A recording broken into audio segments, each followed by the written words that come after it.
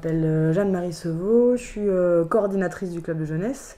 La maison, elle a été créée en 1956, donc il y a un peu plus de 60 ans maintenant. Un espace de vie déjà, un espace de liberté, que je trouve en tout cas qu'ils n'ont pas dans beaucoup d'endroits, parce que finalement à la maison ils ont souvent très peu de liberté, ne serait-ce que physique, ils ont des espaces, dans le quartier les logements sont plutôt petits, plutôt pas de très bonne qualité, donc rien que d'avoir un endroit où pouvoir faire ses devoirs, où pouvoir courir, où pouvoir voir ses copains, c'est déjà beaucoup. Puis c'est un espace qui n'a pas les mêmes règles que l'école, ils viennent s'ils ont envie. Attention, lundi nous avons piscine, j'adore ça.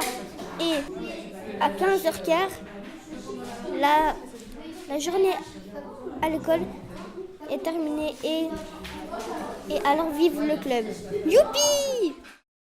Moi je dirais qu'il faut savoir écouter, mais ça recouvre plein de choses, mais vraiment savoir écouter un jeune et le laisser parler déjà, le laisser aller au bout de ses idées, essayer de susciter sa parole, essayer de comprendre ce qu'il dit. C'est pas toujours simple, comprendre ce qu'il dit pas, encore plus compliqué.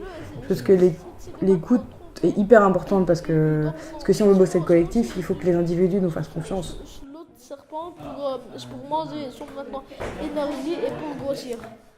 C'est un peu comme Snake, mais en plus technique. Mais en plus technique, voilà. Okay. Voilà, simplement. Alors, je m'appelle François, je traite avec plus d'une dizaine d'associations différentes, supervisant du coup la plupart des activités ludiques du quartier. C'est des jeunes qui ont un potentiel et un bagage qui leur est propre et qui leur permet de voir le monde avec un certain prisme. Et malheureusement, à l'heure actuelle, ce prisme est parfois déformé par des difficultés personnelles, scolaires, matérielles. Et le jeu de société permet justement d'ouvrir et d'agencer au mieux ce prisme auprès des jeunes et de petit à petit leur permettre d'agencer un confort et du coup un cadre peut-être plus structurant, plus reposant, cadrant. On s'endort. Ah, ça va.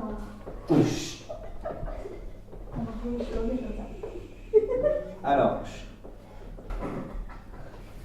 je vais demander au loup-garou de se réveiller sans faire de bruit. Loup-garou, réveillez-vous maintenant. Sans faire de bruit. 1 et 2. Eh oui. Alors, vous ciblez qui? Ok. Vous vous rendormez. Ok. Le village va se réveiller. Alors, beaucoup de choses se sont passées. Énormément de choses se sont passées. Il y a un consensus qui est admirable où l'ensemble du groupe comprend et appréhende le fait que ouvrir les yeux, c'est tricher.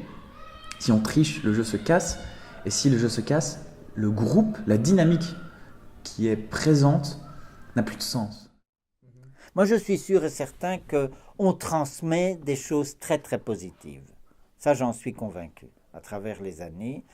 Et ça nous fait évidemment mal, la montée des discours de haine et les discours qui véritablement sont comme si nous vivions sur des planètes différentes.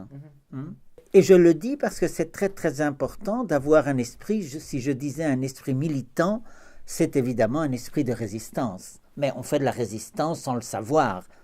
Je pense qu'avoir une conscience tout de même de citoyen en tant que travailleur du social, c'est très important.